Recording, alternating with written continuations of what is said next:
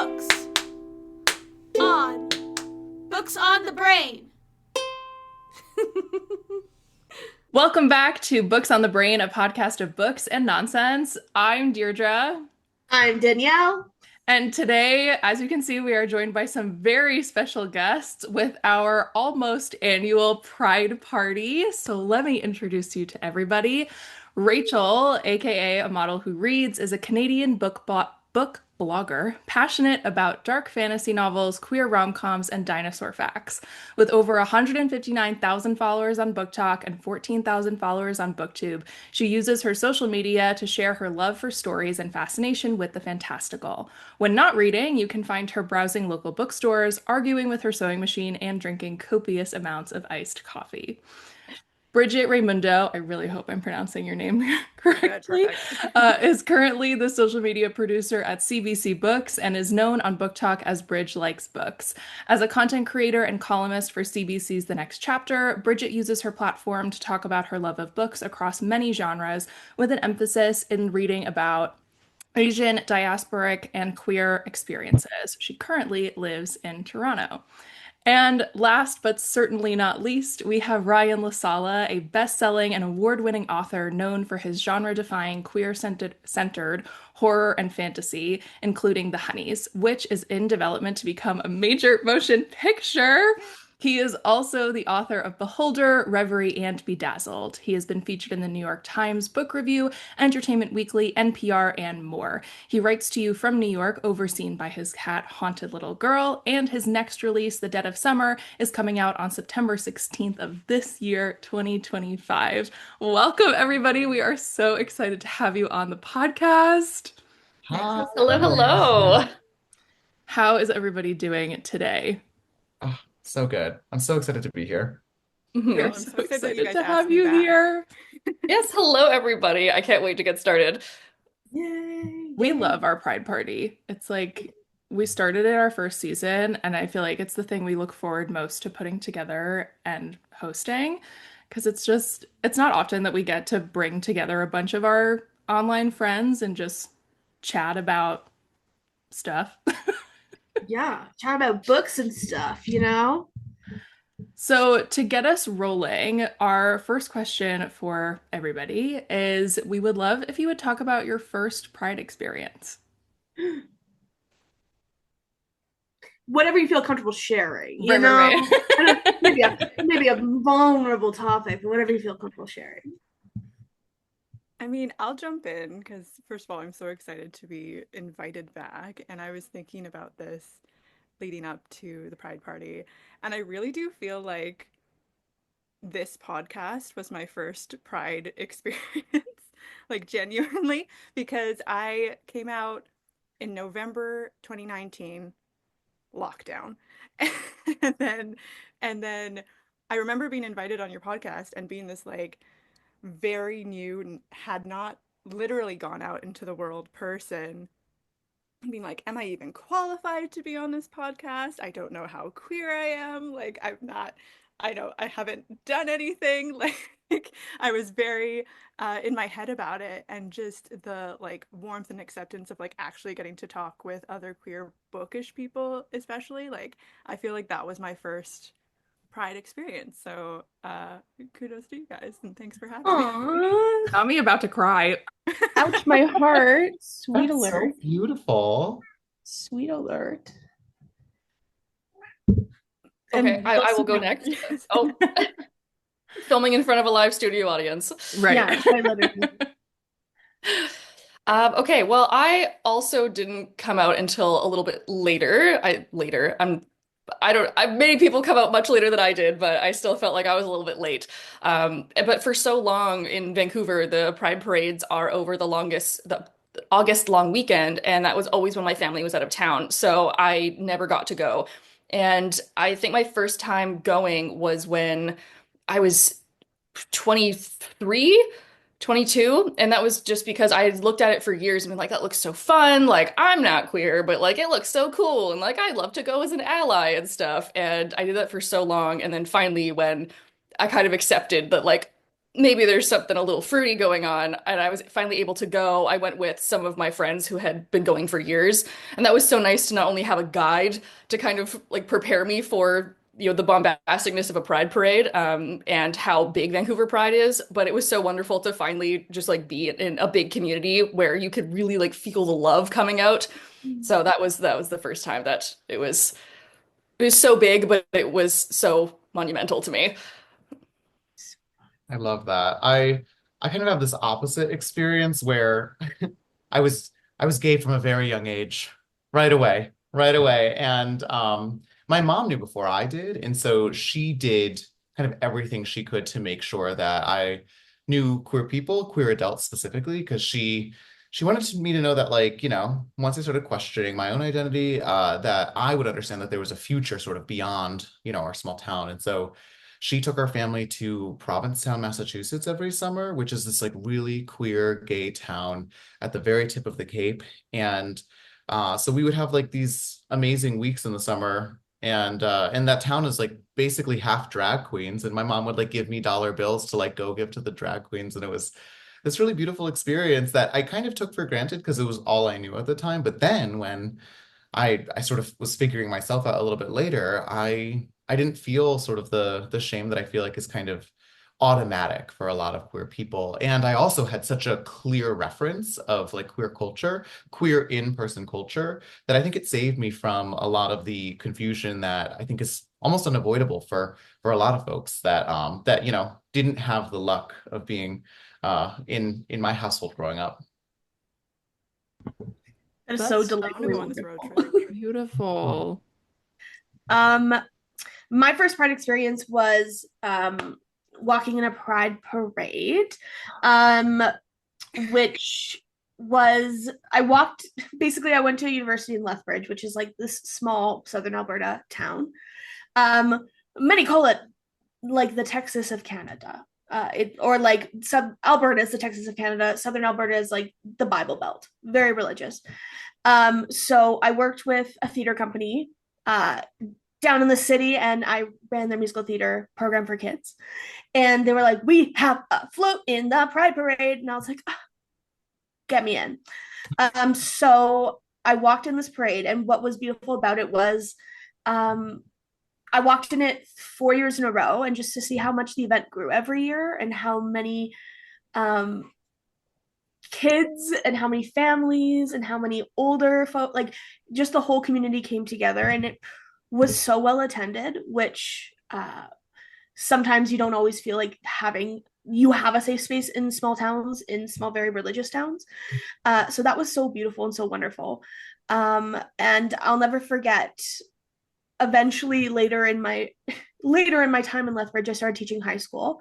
I'm a teacher, and I'd have students who would come and be in the parade with me, and who would come walk with me and come see me in the parade, and they're like, "Oh my God, my teacher is gay and in this parade." And I was like, "Yeah, I am," which is very, very, very like an honor, not like an honor. It is an honor to be able to say that and be able to represent for some little guys. That was mine. What about you, Dee?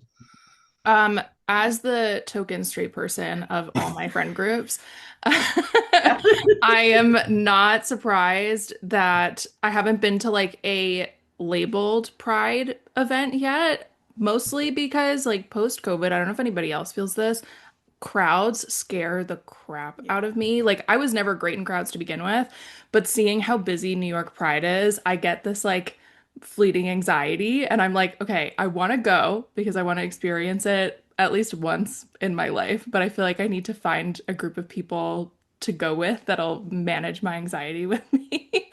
But like an adjacent Pride event, I guess, when I was working for an opera company in Pittsburgh one summer when I was in college.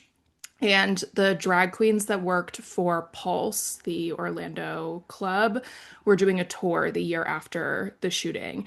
And they happened to come through Pittsburgh when we were there. And so we went to their event, and it was sort of like an offshoot of a Pride event, and it was so beautiful. It was the first drag show I'd been to, and it was so joyful and exciting, and we got to talk to all the drag queens after they all performed, and like I already knew that I wanted to be an ally or at least some part of the queer community, but that was like one of those solidifying moments of like, yeah, this is an amazing community, not only in who is in it, but also seeing these people who had actively been either like on their shift during the shooting or like had the day off, but knew people that had been at the shooting, and seeing them create this tour and this event to raise money for their specific community. It was just so beautiful.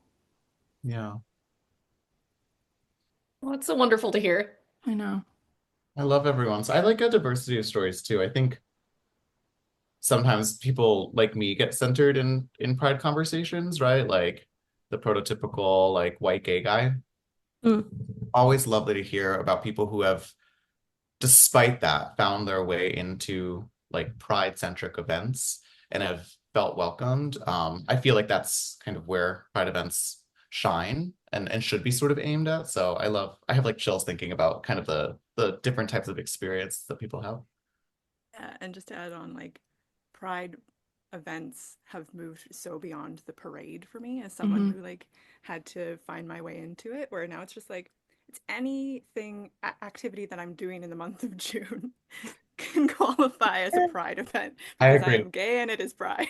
Yes, and I am Absolutely. celebrating. I'm worth celebrating. Hello. Me Oh my getting gosh, that someone's coffee, blowing. Pride Hold event. on. And, everybody, I'm sure, is well aware of how almost any community is meant to feel like, oh, there's only one experience. And we all know that that's not true. And it's so lovely that even in this small group, each of us had a very different experience, but all of it is centered in this thing that brings us all together. Yeah, Totally. I think any event is a Pride event if it has those things. Yeah. Agreed. Agreed. Okay, next question. What is it like to be a queer content creator / author in 2025? Which I know is a loaded question. So, the highs and lows of high school basketball, no, football. What does he say in Riverdale? Oh, what are you Football. talking about? What do you mean? What am I talking about? It's called pop culture, Deirdre. Get on with it. What is it like? How are we feeling? What's it like in 2025?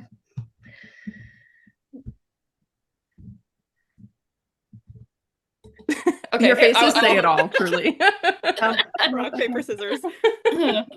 Okay, so I feel like part of it is just the content creator issues that kind of just bleed over into it, like, oh, always having to be on top of the newest things and feeling like you can never be inclusive enough because someone's always going to say, oh, you missed this book, or what about this one? But I think that's just kind of general. Like if I talk about queer books, if I talk about fantasy, if I talk about romance, like someone's always going to be piping up asking about one more thing, or what about this one, or you forgot this one.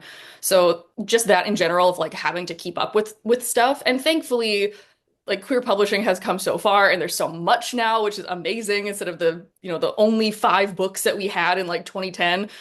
So there's that. But then also I find there's like a little bit of tension with the bi community. I am bi, and so having books that, if there's a heterosexual facing couple, but maybe they're both bi or the girl is bi, and I talk about that book, people are like, that's a straight book.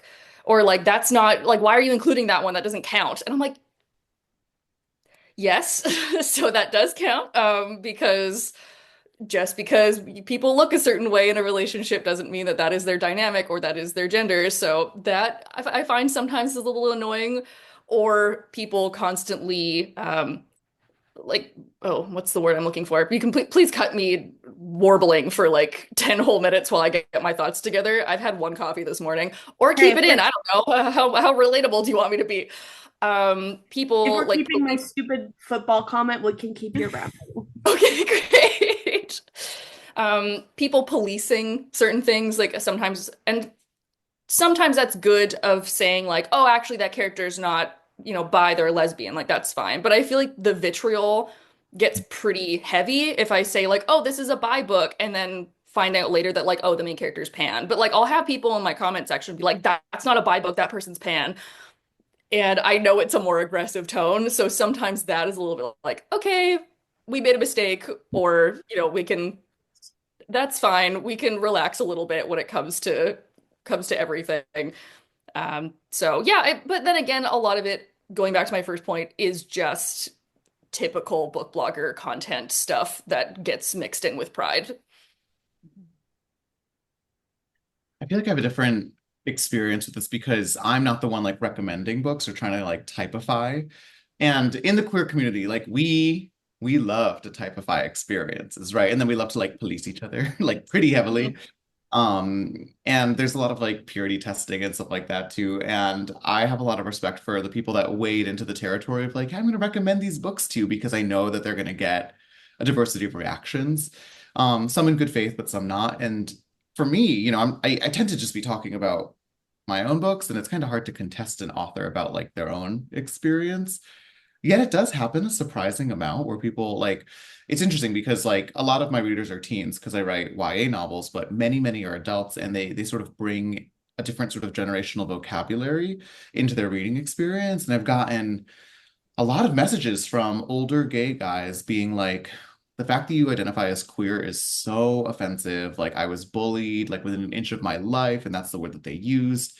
But now we think of queer as sort of a more all-encompassing, really generous term. And sometimes you'll run afoul of those fault lines that kind of exist between generations. But for the most part, I've been really bolstered by the fact that the queer community kind of does show up heavily for books and for my books. And I definitely wouldn't have a career if it wasn't for like the grassroots effort to like lift my first book at least like up to the visibility of editors and agents because I got discovered online, right? Like I tried to query that book.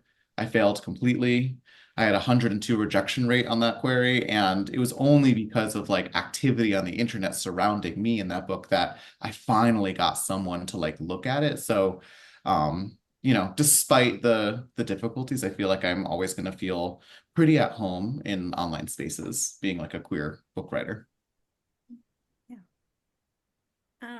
I feel like it's been an evolution for me because, I mean, as most of us came to Book Talk, like in the early days where we were just doing it for fun and had no idea the visibility that we were going to get. Um, and yeah, like I said before, it came out pretty early, then started making content and then kind of just fell into it. Whereas Mhm. now it's like most of the content and books that I recommend are on National Public Broadcast Radio. So, very different audience, very different demographics.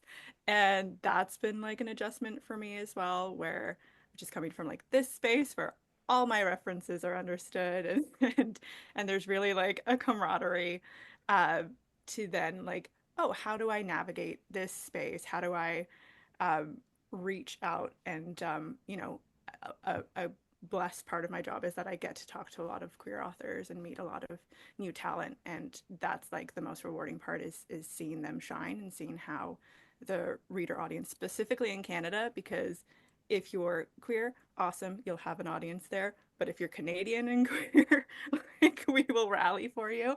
Um, so that's been lovely, but it has been like the distinction of posting little videos for myself and then to now where my cousins are showing my Filipino grandma on the other side of the world my radio broadcasts where I talk about being queer and she doesn't know that, but luckily she doesn't really understand English, so we're like still safe. But that's been the kind of 180 for me.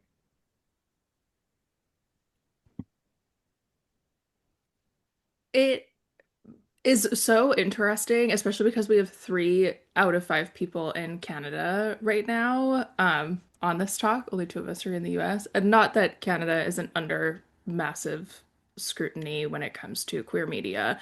But right now, at least like in the last 6 months, it's been as a creator that likes to platform queer content and in my like academic world, I do a lot of work on the history of gendered fashion. And it's been so fraught. Like I gave a talk a couple weeks ago and I um got asked a question by a young like undergrad college student. She was like, "Do you think things are going to change?" And I was like, "I don't want to answer that question today. If you had asked me that question a year ago, I would have had a much better answer." And it's really refreshing to like, because I feel like as a creators, things can become so insular and you're so focused on what you're creating, how what you're creating fits into the zeitgeist. Pull out a big fancy word. Um, but when we come into spaces like this where we all get to talk with each other, I'm like, oh, we are all feeling this, but then also it doesn't, it matters that what's happening is happening. And maybe I should be more clear. People are being policed for who they are. Um, but that is not causing us to not want to do it. Yeah. It's If anything, almost, it makes me want to be louder. yeah, yeah. Exactly. It emboldens me to be more or Like, much. yeah. Totally. Okay. Oh, what were we gonna say Oh, now? no, you go. No, no, no, please. I was gonna say maybe we jump to the game. Yeah. What do you think? Hey. Yeah. Do you want to introduce it? Yeah, okay. So, um, as people who all frequent the application called TikTok, um, there is like a trending, I guess, um, creator that does this on the street, men on the street show, called Gaydar with Ananaya, where she basically will ask you questions and decide if you're gay, straight, or a homophobe. So we have prepared some bookish questions. I don't know, and I was thinking about this last night, Deidre. I was like, I don't know who gets to decide who is gay, straight, and homophobe. It certainly can't be me. Could you imagine? Deirdre's I like, think we should make Deirdre. Pavel, Deirdre, you get to decide. Yeah. Um, maybe it's just more in the style of like fast answer questions that are maybe a little silly, goofy. Okay. But we're basing this off of like your book taste. Yes, I have And- such bad taste. I'm so I'm scared. just wait. Okay, amazing. Okay, first question. What was the first book you read that had queer representation in it? the rainbow fish. Absolutely. Yes. So good. Excellent. Yeah. Excellent. Mine was a book called The Four Dorothys by Paul Radetzky. Right, I think Paul, I don't know what his last name is. But it was about this high school show where they cast four people as Dorothy in The Wizard of Oz. Love. What a great concept. Right? It was a whole series. Did they kiss? Crazy. What'd you say? Did they kiss? They kiss under a tree. I'll never forget it. I was like, oh my god. They're like at a party, at a cast party, obviously, because they're theater kids, and they kiss under a tree, and I was like, oh my All four Dorothys at once? yeah, just all.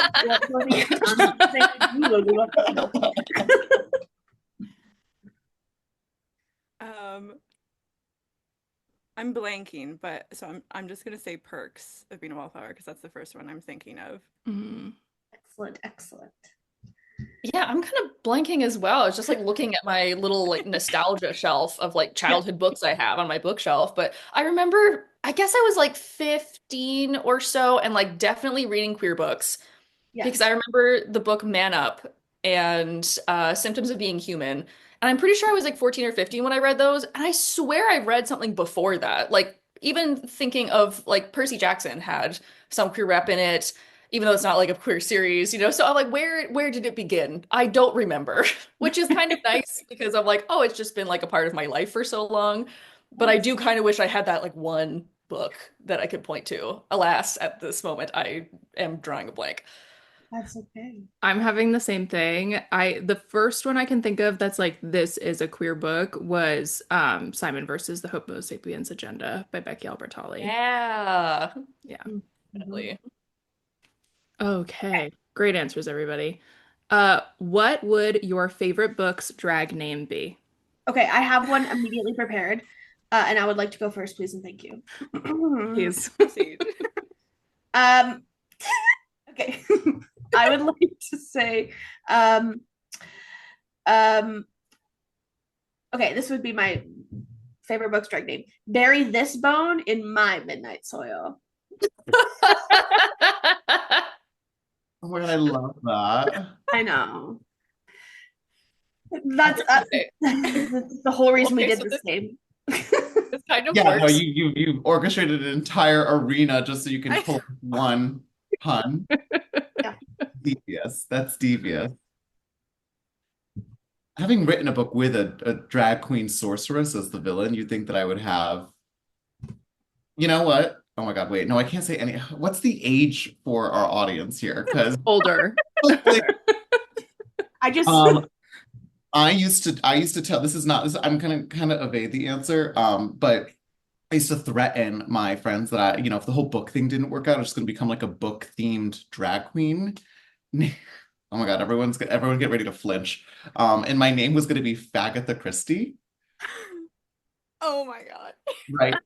And obviously this didn't make it, further than like me drunk on a couch making this threat, but I did threaten it a lot. And luckily I got published, but who knows how long that'll last. So you may see a poster It's coming still in your back pocket. You a never know. bargain. Yeah, but I think it'd be so fun. Like there's so many bookish things you can do as like a drag artist, right? Like I've seen some I would love to do a rainbow fish act where like I literally like peel off my rainbow scales and just distribute them like queer socialism. so good. Anyways, that's my answer. Excellent. So I always had a joke that did I have this in the States? Do they have Purdy's, the chocolate company in the States? I'm not sure. But it's like Purdy's Chocolates is a Canadian brand that I see, and they have a chocolate that has a really funny name, and I was always like, oh, that's gonna be my drag name. But I think it also kind of works for my favorite book. So my favorite book is A Darker Shade of Magic by V.E. Schwab, Oh, I love that. and the chocolate's name is Red Velvet Meltdown. And so I think that also kind of works for a darker shade. Red Velvet Meltdown I would pay tickets to go see that show. Yeah. It's such a good name. Yeah, It would also be a great social media handle. Red Velvet Meltdown. totally. So good. This is a tough question because you're also asking me to pick my favorite book. Yeah, sorry. I'm still stuck there, but I think in line of like bookish drag queen, the bookish word that I always mispronounced growing up was epilogue. And so in that line, my drag name would be Epologoo. Oh, It's a very, I don't know if it works, but I good. like it. So good. Excellent. Well, I always joked if I was gonna be a drag king, my drag name would be Bibliophile. Uh, Nice. That's so good. No one take that. If anyone's listening to this, no one take that. Bibliophil's fine. Bibliophil's, that's a good one. Showing my straight card again. I've had days to come up with this, and I still have nothing. Give us some books. Come on, we'll workshop it now. Yeah. I was flip-flopping between Shades of Magic, and I was gonna go with the single name of Miss Shade, Okay. right? And then my other favorite book is The Night Circus, and I simply could not think of something. Like combine them and it That's could be rough. like the night shades of magic. Or Hmm. very spooky. I don't know. We'll need to workshop it. Right. So I'm gonna go with Miss Shade. That's my Love it. Excellent. Excellent. Okay, amazing. Okay. This you can get as crazy as you want. Who is the first gay book character? Wrong answers only. Dorian Gray. Oh wait, that's the right answer. I mean, that is a That's the correct correct answer.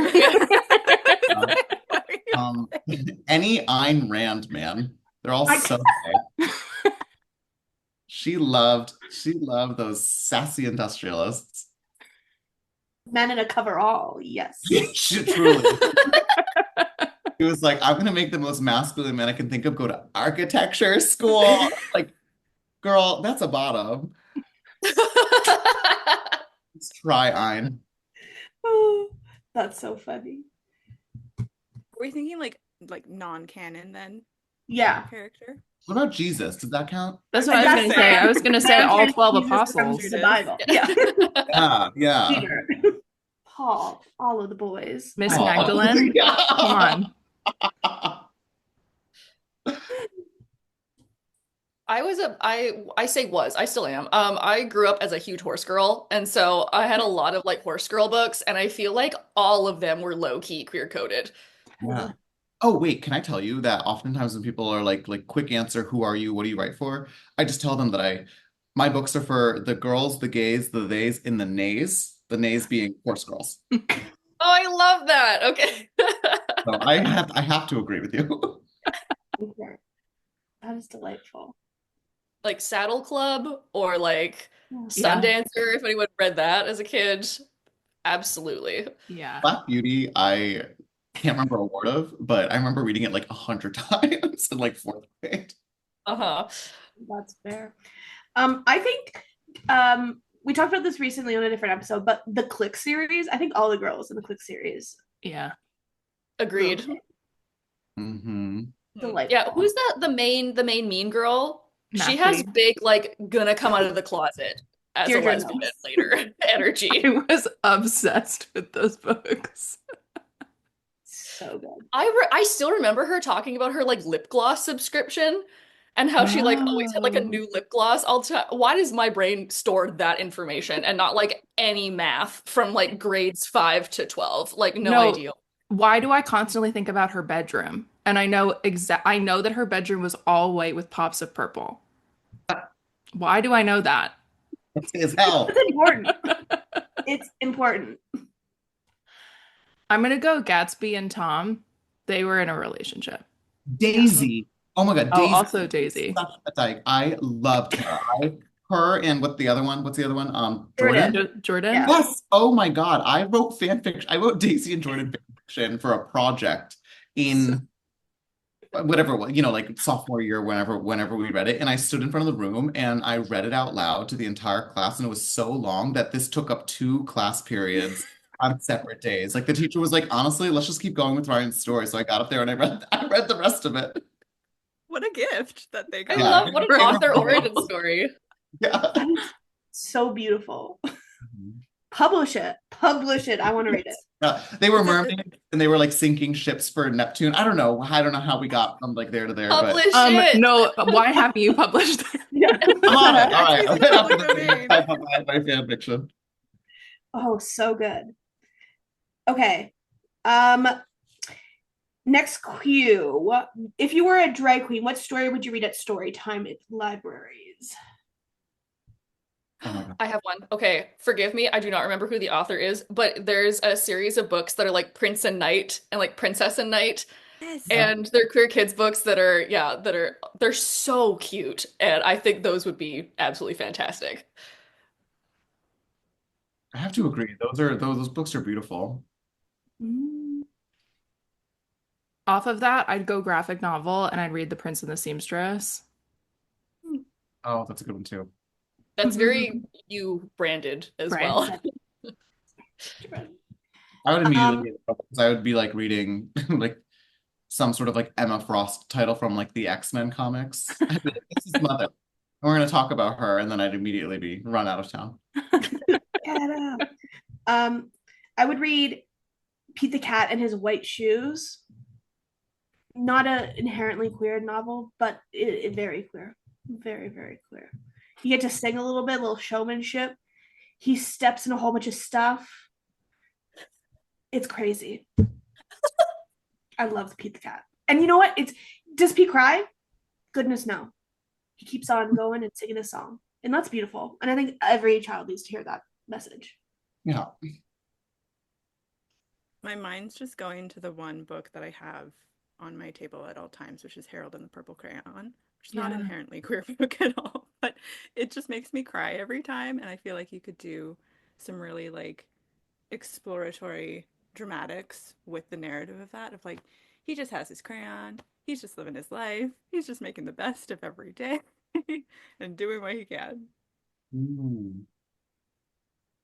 I think the best part of most children's books is at the heart of them, they're just like, be kind and have fun. Yes. That's like a modern thing though. Old children books used to be so Oh serious. my God. Like, They'd be like, you better follow your mom's instructions or else the soot fairy's gonna clog your pores. yeah. Run. So And I would pick something Victorian. Yeah, yeah. We could go really dark with it. gentle parenting my ass. This is what we grew up Let's go with. back to making sure kids follow the rules. Yeah. It's crazy. Okay, do you want to ask the next one? Yes. Name a book written by a queer person. The Honeys by Ryan LaSalle. Oh, you have a copy of The Princess Knight? Oh my God. Wait. Oh, it looks so good. It's It's big. it's so pretty. Is that a final copy or an arc? No, it's an arc. It's an arc? Okay. Yeah, I feel like I've literally propped my computer up on like an F.T. Lucan's book, a Silvera book, an Adam Sass book, a Cat Cho book. I'm looking at like a whole range of them. I'll name those. Perfect.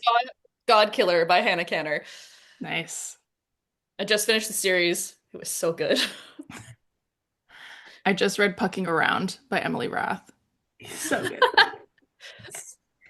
So good. Okay, name a book written by a straight author that should be gay. Oh my God. Fire Academy. The book should be gay, not the person. Empire Academy. my Is that what you said, Rich? all the like Master and Commander books.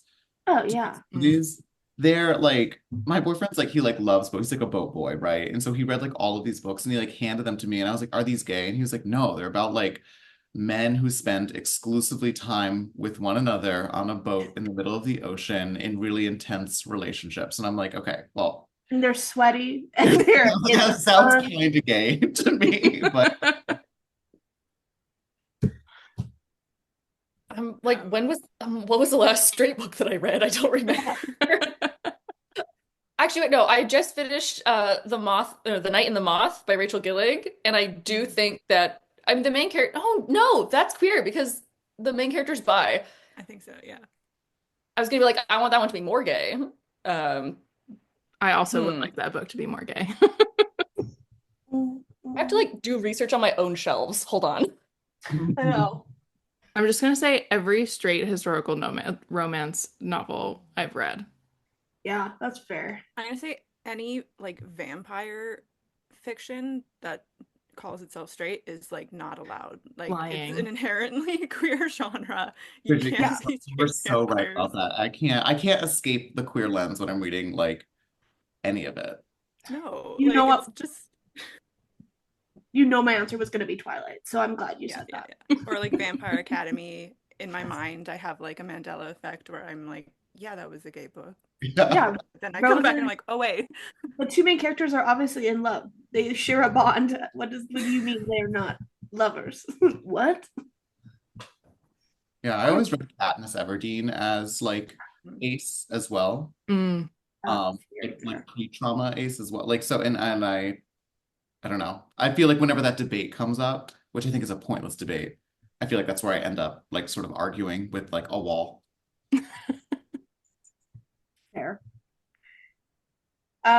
Okay, last question. What was the last queer book you read? I feel like we all kind of said that. Yeah. Anybody have any other queer books they want to throw out there before we make our final judgment? I'm like, what the heck have I been reading? Where Deirdre decides if we're Yeah, homophobic. Deirdre. Wait, Deirdre. I'll throw out Imagine.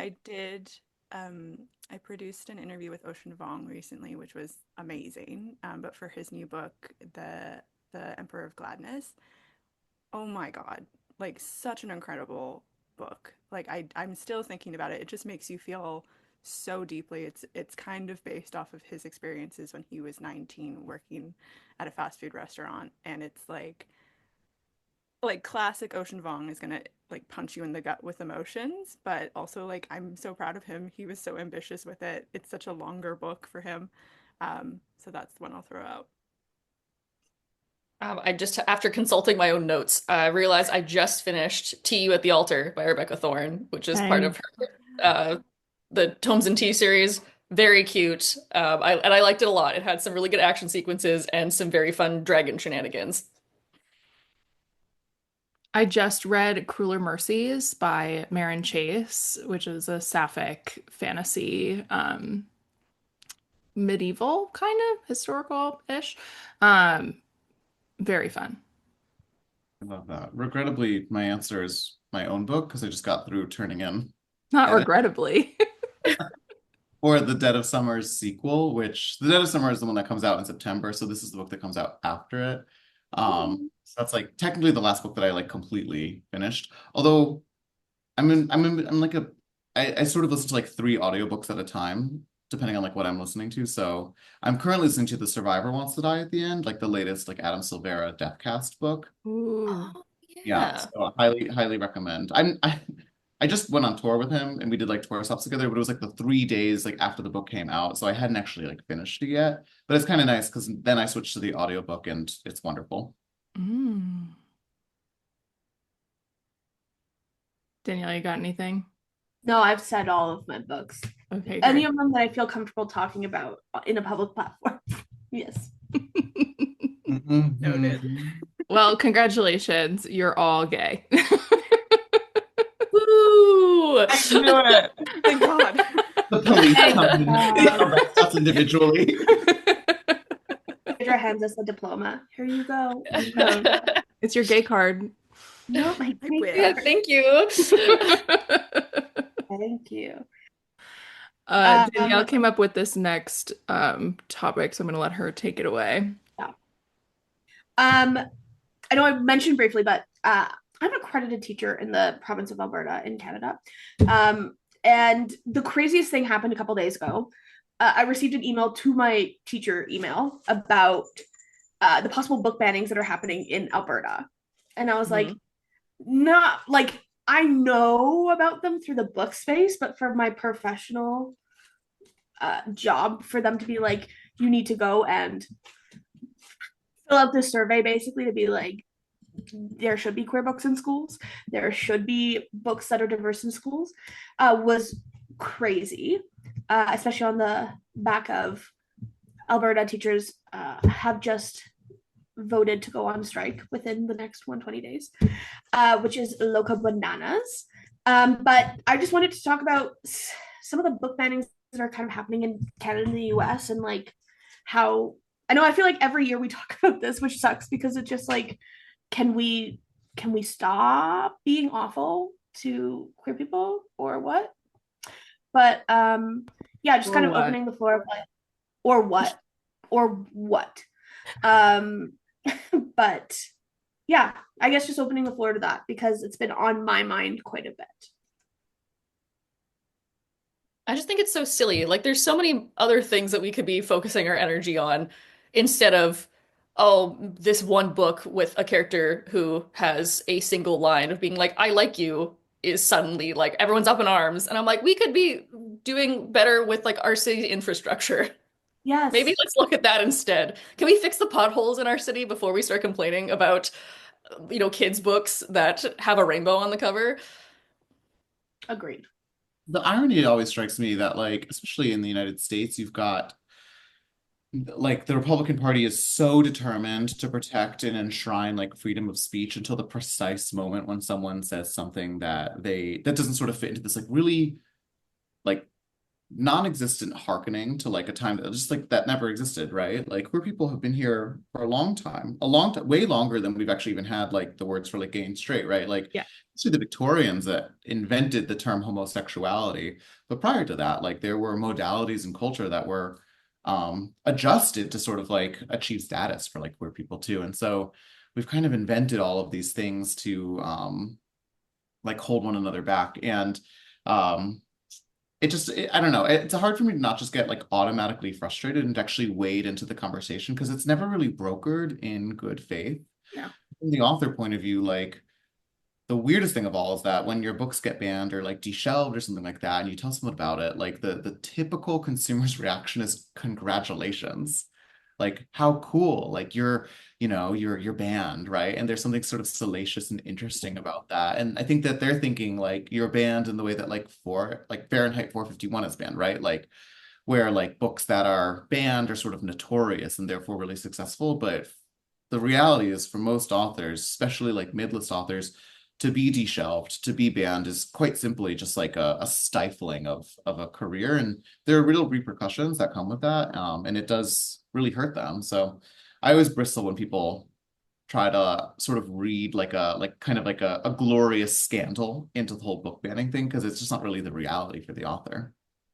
Mhm. And it feels like a little bit of a cop out of like, oh, isn't it so cool that this thing happened? So then we don't actually have to do anything about it. We can just be like, oh, we like, congratulations, you reached this level of whatever. But by saying like you should be happy that you're, or like inferring in some way that you should be uh accepting of someone doing that to your work or to works that you care about of other queer people, I think is crazy. I think I'm like, I agree with you 100%, Brian. I'm like, this is a little loco bananas of stepping back and letting people be complacent by being like, well, you just wear it like a badge. Yeah, no, it's not. I mean, of course, like people say, well, you're making the right people upset, right? And but they were going to be upset before they decided to come into school board meetings and then harass poor teachers and librarians. And ultimately, like as an author, you can kind of step back and focus on writing the next thing, but you end up kind of leaving behind all the people, like the teachers and librarians, that do have to sort of sit embedded in those communities and deal with the fallout of like whatever's happening. And there's a chilling effect that then takes place where people are a little bit more reserved with shelving like a pride display because the paperwork that might come with this is not something that they're even really like paid to do, right? It's a ton of extra hours and it's a lot of stress. And um, in the author side of it, we try to kind of find ways to like show up and help teachers and librarians sort of maintain their classroom libraries and their catalog in a queer way. But yeah, it's just a bigger thing than just like congratulations, you know. Yeah. Yeah, and I think on the flip side, the frustrating thing has been the denial that it's happening that I'm hearing in Mhm. the stratosphere. Because no, it's very much happening, and to your point, Ryan, the access that people have to books. I mean, like we can all speak to that of as content creators, as people who have recommended books and tried to push it into the zeitgeist, to steal Deirdre's word from earlier. um, it's so frustrating to then sit there and hear the denial of that being like, oh, but I can still find it at Indigo. I can still buy those books. Like they're still available. And like, you don't understand what this is doing to the industry as a whole. Like as someone who studied publishing and worked in that space for a bit, like the amount that you have to push back and work against what you've already been working towards, Mhm. of just letting kids in particular, but everyone have access to reading, have access to knowledge. That's particularly infuriating about that for me. Mhm. And it feels so hypocritical because it's never like, oh, yeah, J.K. Rowling used thousands, tens of thousands, hundreds of thousands of dollars to get this legislation passed that is now actively harming trans women and trans people in general. Um, but there's no outcries to take her books off of shelves because of that. It's actually for a different reason, which is also like, and then I don't want to be the person to be like, actually, we shouldn't be banning J.K. Rowling's books because my God, I will not stand up for that woman. um, but and like the thousands and thousands of hundreds maybe of authors that behave poorly, make truly bad choices as human beings.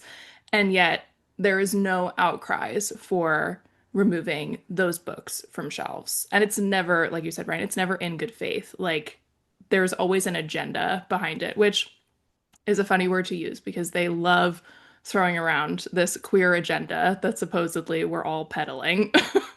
Mhm. Mhm.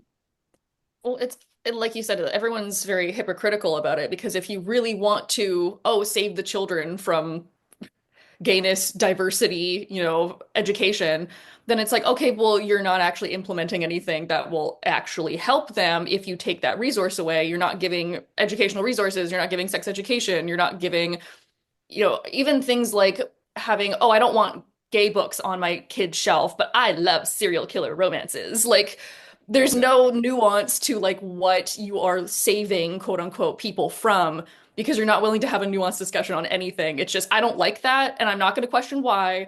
And so I don't like it, so you can't like it. And therefore, it has to be banned because it's bad. And I think that also kind of plays into the like, well, that's bad. So if I don't like that, that means I'm a good person.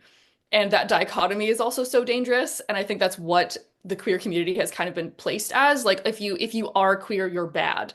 And that is not a moral thing. You can still be gay and an awful person, and you could be straight and a good person. And it doesn't like that, those two things don't come together. And that's what people have decided them as. So I feel like I had like three different points and I put them all in one talking Oh, point. yeah. But No, I and thank you, there's a lot of Rachel, for opening up my TED Talk and my personal interest, which is morality and the United States. I don't know how it is in Canada. It's like pretty clear in the US that there is no separation of church and state. There's been so much legislation passed since the Victorian era that is directly from a church point of view and this idea of morality, and it's become so entrenched and meshed. I don't know what the word I'm looking for is, where people genuinely have a hard time of just removing morality. Like how you go through the world in your body and how you interact with a book is not inherently moral. It's when you then, for instance, go to a library, check out 20 books, and decide to burn them. Yeah. That Mhm. that is a moral statement. Mhm. But it's also like, um, I always think it's interesting that it is a certain moral lens. It is not like everyone agrees on the same type of whatever. It's I always am shocked how much it becomes through one lens of usually Christianity or some kind of Catholicism of this is the view of what is okay, where all of a sudden it gets to dictate how everybody, regardless of what you subscribe to, do with your life, which I think is crazy. And I think something I've noticed is the like fear mongering that happens around this too. Like people who come into contact with book bannings on a very like surface level, I find if you don't engage with it fully, you often get misled of like what is actually happening. Like Mhm. these big broad strokes are being made about like this is why are there books in schools with like explicit sexual content? Why is there da da da da da da? And it's always, I mean, it's labor, right? It's labor for you to then have to go talk to people and be like, hey, like as a teacher, and this has happened more times than I'm a first year teacher. Like people have been doing it for 19 years. I'm like, I can't imagine how much time they spent talking to parents about how the content in books it is fine. Like it is part of the curriculum. It's part of the Alberta curriculum. Alberta Education says that we can teach these books, and people will be like, we think LGBTQ plus things are things that should be discussed at home, not at school. Please don't talk to our kids about this. Please don't. This is not your place as a teacher to be instructing. When specifically in the Education Act, it is something that we need to touch on. It is something that we need to teach. And so having these like smear campaigns of like, this is this awful thing, and these people, if they're trying to save these books, it makes them this kind of person or whatever. um I just find it like I agree, it's exhausting, and it's also um just it's so hypocritical. It's exhausting and hypocritical. I Well, think there's never any room for nuance in this kind of No. thing. Right. You're talking about like, oh, there's sexual scenes in this book, and so therefore it's bad. But that's not always the case. And something that, yeah, that is said to be sexual in a kid's book is holding hands. And you're like, well, that's not, or maybe they kiss on the cheek and they're like, well, that's sexual. But Puberty. would you look at it that way if it was a straight couple in that book? Or are you just using this as a way to get rid of something that you don't like? And yet again, that could be used for, I know this might be like a stereotypical example, but like Looking for Alaska by John Green is banned because there is a sex scene in it, which first of all, like teenagers know what sex is. And second of all, like it's used as this is an awkward experience that the character grows from, and it's not comfortable and it's not something that they really enjoy. But then later, when they find someone that they do have feelings for, kissing them is much more enjoyable, and they find that like they understand the difference of intimacy. And so like that's a really important teaching moment that teenagers, especially younger teenagers, could really use to be able to see that, in something that they consume and to just flat outright be like, no, this is bad and I don't like it. There's no nuance, there's no room to learn and grow, and that is what frustrates me the most.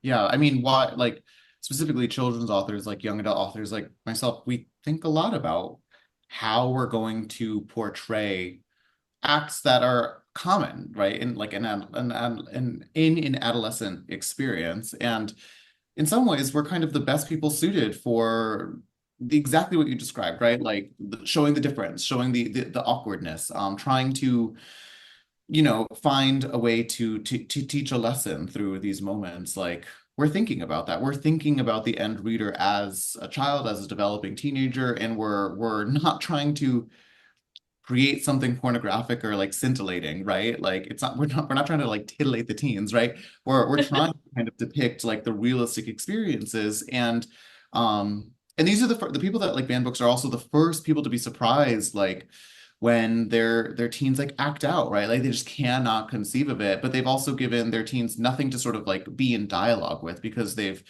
purged any sort of like media or reflection out of like that person's life, leaving them to only really be able to find these things through, the broad reaching searches that you can do through like a search engine. And the things that are going to come up are not going to be things that have the welfare of that kid in mind, right? Like if you're Googling boobies on the like TV, right? Like in the hotel room, right? It's gonna be something fucking crazy versus, reading a book written by someone who is sitting there dedicated to making sure that like this is like either accurate or supportive or at least real, right? And it drives me nuts. I will say though, sorry for talking a lot, but No. on the positive side of this, there are so many queer books nowadays than there were even a few years ago, right? And a big part of why we're seeing all of these book bans is because there's this swan song that's going on within like kind of like fascist circles because they understand that they have already lost this war at like a larger level. And so that all that's really left for them to do is to litigate at like a cultural level, right? Like the types of representation and things like that make it out. And so the numbers are actually in the favor of the queer community because we are such a minority to the larger population, yet we represent such a like engine of like culture in media that we're actually sort of like over pronounced when it comes to like conversations around this. And so I sort of fully believe that we wouldn't be seeing this type of like large scale organized effort from book banners if they didn't feel like the very real encroaching threat of a culture that already exists and really can't be put back in the closet. So I think the more stuff like this, the more like pride parties, podcasts, and the more visibility, I think it kind of just embeds us in the fabric of like history. And yeah, it's going to be some really nasty work trying to keep these books on shelves and to keep them publishing. And I think, if we want to talk about the work of doing that, I suggest everyone reach out or join Authors Against Book Bans, Mhm. or at least like follow those accounts if you're not an author, because authors are organizing and there's so many more people on our side of it than there are on the other side. But it's just a difference in volume, really, at this point. Yeah. I always tell people like when I get asked about my research and sort of what I've been working Yeah. on publishing, um, that when they ask me like, okay, what can I do? now that I've like heard what you have to say and I now know things that I didn't know, I'm like, just talk to people in your life. Because the worst thing you can do is just keep it to yourself. Yeah, totally. Totally. Okay, we have one more question for you. Thank you for that wonderful discussion. To round things out, what would you use as gay propaganda to brainwash the youths? What a pivot. He lives in the same world. You can tell which questions I wrote and which ones Deirdre wrote. I would use Lisa Frank notebooks. Hell yeah. Absolutely. Although, did you know that Lisa Frank is like a terrible person? I need to watch I that did know that. documentary. Yes. Yeah, there's like I mean, I'm now that's the extent of what I know about this. But I too need to watch this documentary. But like, I think her like son or like someone related to her is trying Her to, husband. yeah. So Yeah. Her husband was like, it's crazy. You guys got to watch it. You have to watch it. Okay, It's I'll add it to my okay. list this weekend. what did I write a note for I this think one? scented stickers, Okay. yeah, you yeah. know? I think maybe like what's the current rage? Labubus. Yeah. You know how in like I don't know if anyone here is like a big like anime nerd, but like back in the day, like Sailor Moon was the show that I loved, and that is in and of itself like very queer propaganda. But every episode, every week's episode was about like the evil people trying to brainwash people through like a fun new trend. And like one episode would be like plants that sucked your energy out when you were dreaming, and then it was like treadmills that like drain your energy when you're using them. And so I feel like the Labubus would be right up the alley of like Mm. new rage, but really they're like gremlins. They like hatch at night and I don't know, like do make all the paintings in your apartment crooked and gay. I don't know. I feel like TikTok is already the thing that Yeah. has Yeah, turned that's many true. people gay. Yeah. Yeah. I know I definitely got gayer when I joined TikTok, so Yeah, I was thinking while we were talking about like um how I was as a teen, and I was, in the Catholic school system my entire life. And just thinking about like I don't need to give kids any gay propaganda. They'll find it themselves. I found it myself. Like Yes. I was sitting in the hallways of my Catholic school in high school on AO3 finding the queer stuff. I didn't need anyone to like detract that, even if they were the naysayers. Like that's all I needed. So I guess I would say maybe like fan fiction, but within moderation. Yes. Honestly, the Catholic Church too. The Catholic Yeah. Church. yeah. No, for real. Pretty queer. I was eyes locked on them picking the Pope, and specifically the day when they chose him and they started marching everybody into the square. I was like, hello? Diva. This is theater. Are you It- joking? It's production. Like high drag. No, It for is- real.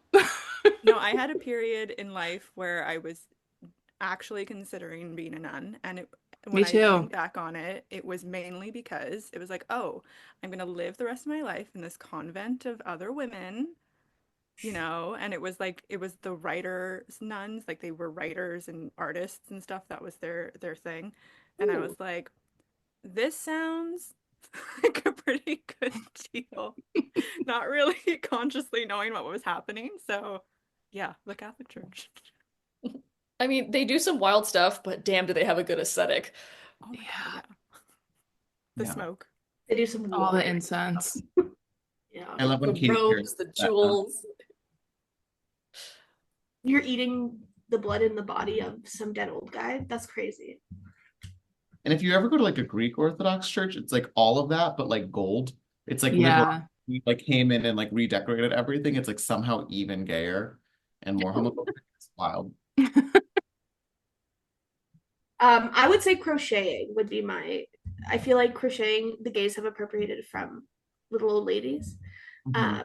But I would use that as gay propaganda to brainwash the youth. Just crocheting or like cross stitching, like the little things people make that are like crazy that they hang on their door.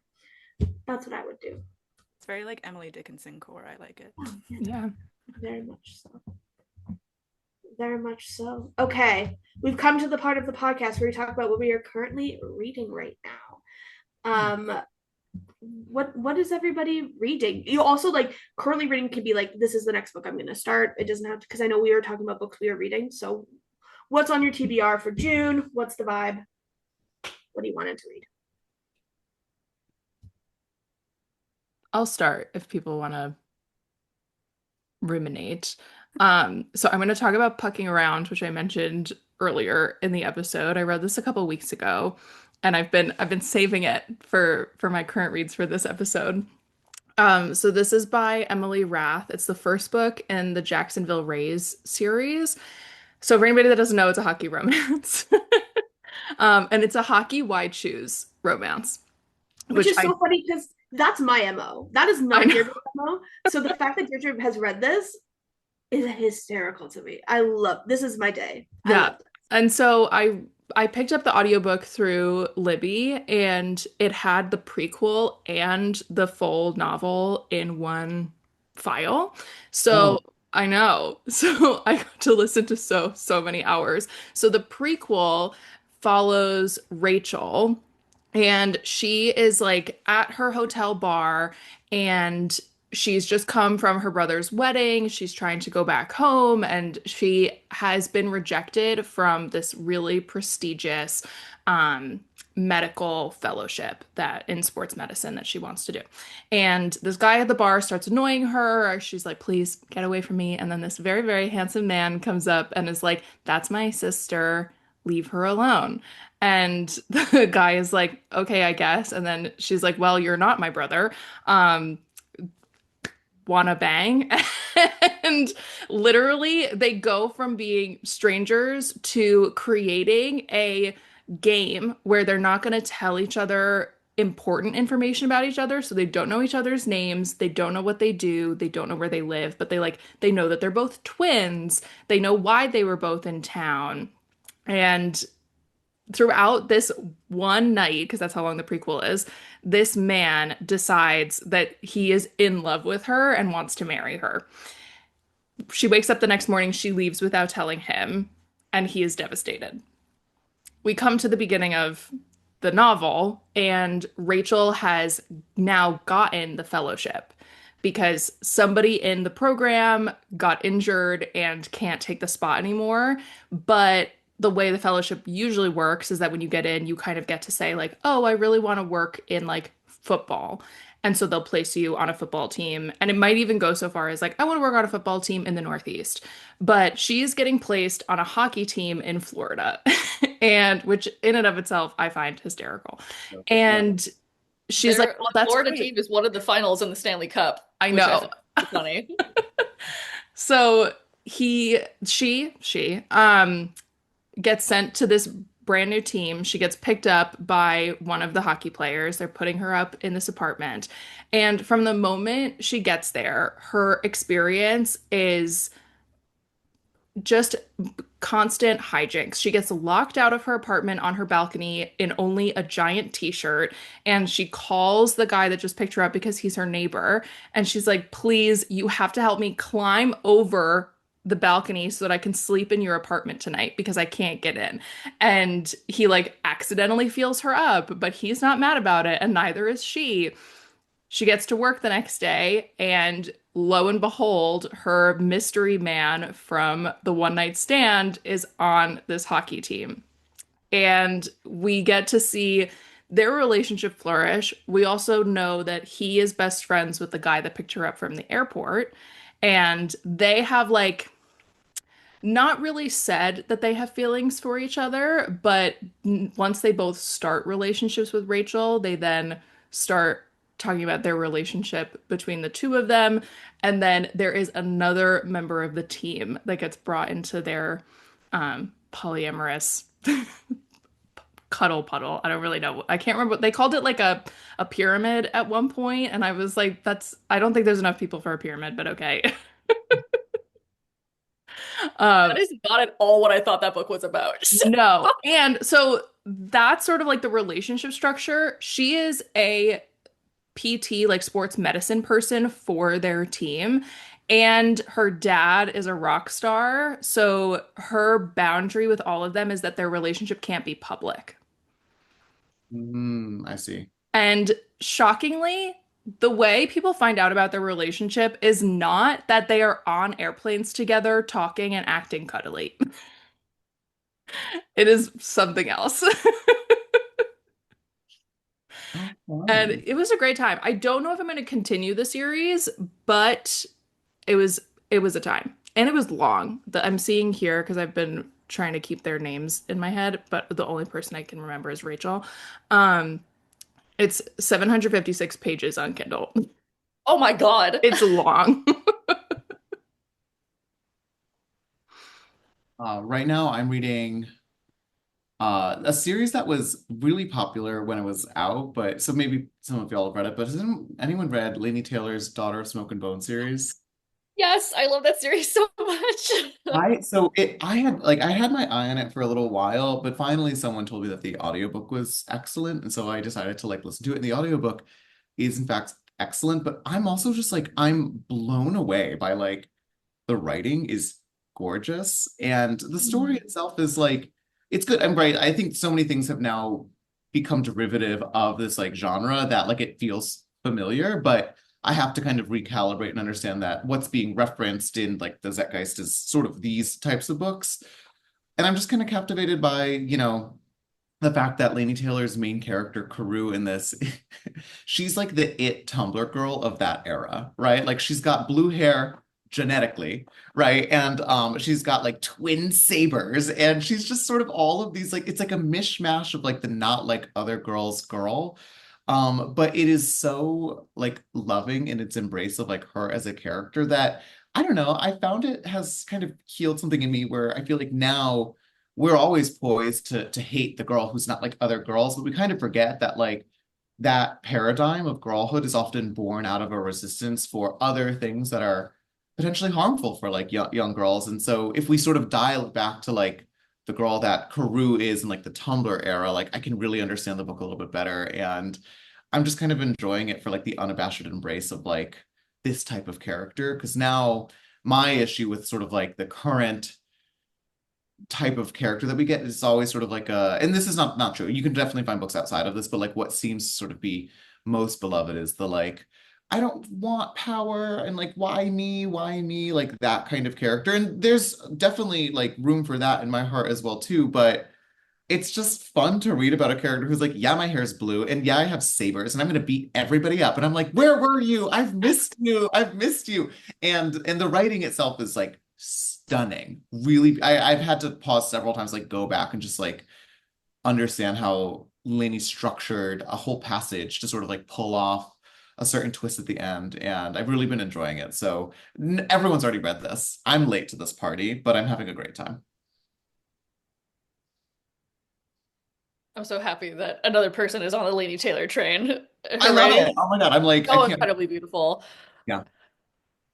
Wait, would you I'm agree though? I'm curious. Would you like Rachel in sort of the way that I've just described it though? Is that also how you would sort of like frame it for like someone who doesn't know anything about it? Yeah, totally. It's a also grain of salt because it's been a little while since I reread this. I just think yeah, I'm more like the overall impression of things of like that was one of the first series that did a lot of the things that we might see now. So that holds a special place in my heart because it was so emotional and there was so many small moments of like intimacy with the couple that were not so there wasn't so much fighting, there wasn't so much tension and this and that and will they, won't they? Like they were always a part of a team. And I think that was so nice to read when I was younger, but also now I keep going back to that of like, no, I want a couple that like genuinely likes each other and like is striving to be together. And the way that they treat each other as a couple and as someone they love is so beautiful. And like the way that Lainey writes about it, about like melancholy and sadness and being in that relationship of loving someone so hard, it just gets me. Oh, well, we're gonna have to have like a side conversation about this as I get through the series because I'm like desperate to talk about it. Totally. Well, I'm like if you like this one, the Strange the Dreamer duology Yes. Oh, I can't wait. is I have a tattoo from that series. Like I love it so much. So Yeah, highly that recommend. I meant to read Strange the Dreamer. I just got them confused and like Mm. downloaded the wrong book, but I'm delighted in my mistake. So I will get there at some point.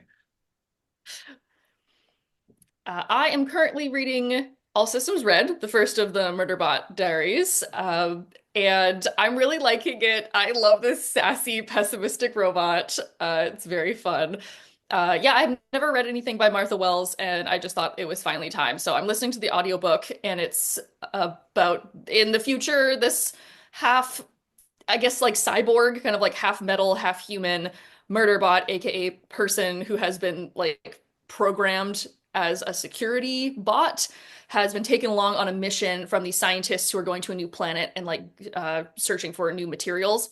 And then something goes wrong with the other encampment. And it's told from the perspective of this murder bot who has hacked his own programming and so doesn't necessarily get all of the directives from the main company that controls it. And it also really loves watching soap operas. And so the whole thing is like, oh my God, I have to work. I just want to go back and watch like the soap opera because I'm in the middle of a really good port right now and like that kind of thing. So it's very funny. But then also it's kind of this found family story of like growing to actually love humans and not just see them as clients. So it's a very interesting, it's very short. It's a very interesting look of like a sci-fi novel that I've never read before. So I'm very much so enjoying that, and I'll probably finish it tonight. That's coming out as a show, right?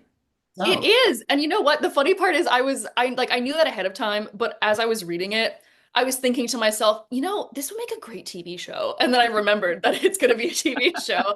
So I'm the show's definitely going to watch good. it. You should watch. I've only watched like one or two episodes, and I haven't read it. But now I want to go read the book because I can only imagine how much better it might be as a book. But the show is really fun. It's worth it. Mm. I didn't even Awesome. realize it was out. Mhm. Yeah, you know why? Because I think it's on like Apple TV or HBO or something. It's like one That's of those why. where they like just don't tell you. And then Yeah. something Yeah. out there like shh, shh, shh, No marketing. marketing. Don't talk about it. But I think it is. I have watched it, so it must be available somewhere. Say, Ryan, you're not alone. I also have not read Laini Taylor yet, even though it's been on my shelves for years, and it's my girlfriend's like one of her favorite series ever. Yeah. So I Love think I that. might give the audiobook a chance.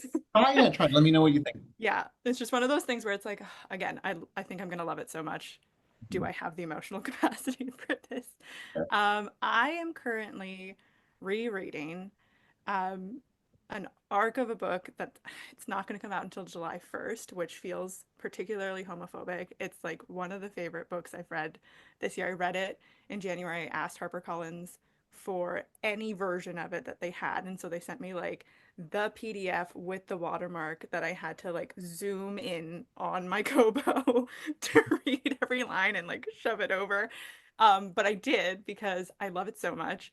And if you know the very intrinsic personality shift that I've had in the past year, it's that I'm a really big fan now of Formula One, which is I've never been into any sports before. I don't know what happened, but I love Formula One, and Same. I'm yes, Deirdre. Okay, we'll talk about this later. Great.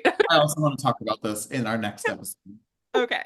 But I really do think that Formula One romances are coming into the forefront as the next like subgenre. And this is called Crash Test by Amy James, who is a Canadian author who wrote a Wordle romance previously. So she's really on it Oh, with the like trends of the time. my Um, girlfriend and loved the Wordle romance. yes, Crash Test is it's I've not cried at a book harder than this book in many, many years. It's about two Formula One racing drivers who have had a secret relationship for about a year because that world is very intense and very homophobic in several ways. Um, and it starts off with a crash.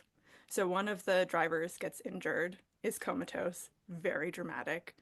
And it's kind of a second chance romance, but also a self-discovery and self-exploration of both of these drivers being in this like very media-centric, very lavish and glamorous world. I think it's just like the Formula One world has so much narrative fodder for Yes. romances that it really works, and I'm really excited to see more in that because it's just like you take 20 of these hyper rich, hyper privileged people, but who have been doing this since they were like 5 years old and very like in that world. And to have it with a queer lens as well, which, I'm not gonna post anything things, but it's a it feels like a queer space. There's a lot of queer Formula One fans, which was the surprise for me as well. Um, and this book was just so emotional and so driven with their characters and their love. And I cannot wait to talk about it and cannot wait for people to find out about it because there's been a few Formula One romances, but very much like straight Formula One romances. And I'm like, guys, this universe is so queer. You just have to look a little bit deeper and there's so much there. So yeah. I love that. Um, I'm in the middle of a bunch of books right now. Um, but the one I'll talk about a little bit is I'm almost done the audiobook for Everything is Tuberculosis by John Green that came out. It's really beautiful. And if the girls who know that I love John Green. The unforeseen Thought you were review. gonna say the girls who know I love tuberculosis. And Love. what if I did? Our very own Typhoid Mary. Oh my gosh. That's my drag name. Crazy. It's taking me a while to get through the audiobook because I like to savor John Green audiobooks. The Anthropocene Review, the first time I listened to it, I took a very, very long time because sometimes his voice does make me fall asleep, so I do have to like be like up and awake and like focused. But I'm really, really enjoying it. It's like classic John Green nonfiction where it just makes you think about the world and make you feel grateful for what you have, but also like look at the disparity of being alive and how tuberculosis is woven into so much of what we have every day. Or like it's just crazy. And I was at the bookstore the other day, Indigo. I was at Indigo the other day. And I was looking at the physical copy that I ended up picking up, and this like woman sidled up to me and she was like, "Do you recommend this book?" And I was like, "Actually, I do. I'm reading it and I'm really enjoying it." And then she goes on. We have this conversation about how her father had tuberculosis, and like we just had this like beautiful 20-minute conversation in Indigo talking over this book. And in the end, she was like, "Yeah, I'm gonna buy it." And I was like, I'm so happy that we had this weird moment over this book. But it's a really great book. I highly recommend if you like nonfiction, or even if you don't, give it a try. It's also very short. So Have you gotten to the part about the cowboy hat, Danielle? I also am listening to it while I'm doing my morning prep work. Fair enough. Is it good? Should I look forward to it? Yeah, well, he just has this like interesting chapter on fashion and how it's connected to tuberculosis, and that's what I really liked about the book is like the cultural history that he weaves into it, and Yes. like especially like with the Victorian age and like the rouge that people wore, it was like tuberculosis chic, and Yes. so he really did his research, but no, I love that book. Everybody's reading such good books. I'm like, yeah, I want to read all of these. No, I'm like so sold on every single thing that people mentioned. If that's one thing we do here on Books on the Brain is we curate people that have good taste in books. May we? Yes, yes. I don't think I have good taste. I think that I'm surrounded by good influences that counteract my pretty bad taste, to be honest. And this is it. It's happening. I'm gonna steal all these titles. Amazing. Do you find that with writing, Ryan? Like, do you have a particular genre that you're able to read while you're writing and then not read when you're not Yeah. writing? Yeah. So the thing about me is that I'm a pretty bad reader. Like I was in like remedial reading growing up. And I never kind of like got it down. And so I'm a very slow reader. So audiobooks were sort of a big revolution for me, but I don't listen that often. And so I have a kind of embarrassingly short list of books that I've finished every single year, like maybe two or three some years, and if I'm lucky, 10. Which is like I know like sacrilege and like bookish spaces, but as a result, I do think that has kind of preserved some of what is like my natural voice and approach to like Mhm. storytelling. But at the same time, it's cool because then I read something like Laini Taylor, right, that I should have read like a decade ago and I'm like blown away by this. Like everything is so new and exciting. And everything feels so fresh and interesting to me. So I will say that that's just fiction. I read a lot of nonfiction as like Mhm. research. So typically if I'm working on a project, I'm reading like whatever I can find about like the topics of it. So like in my last book that I wrote was about we don't have to go into it, but my point being is that it was about like sciencey stuff. So that I was reading a lot of, and that doesn't really make it into the writing in so much as like tone, more so like the actual stuff that I get exposed to. That's cool. That's interesting. Yeah, I wish I read more. I'm trying. I really am trying. So that's We why. all do. Yeah. So you Listen, will. I opened book threads this morning to a conversation that reading 20 books a year is overconsumption. So What? I know Oh my exactly. God. Who are you Yeah. taking? You're taking those books out of the starving mouths of children.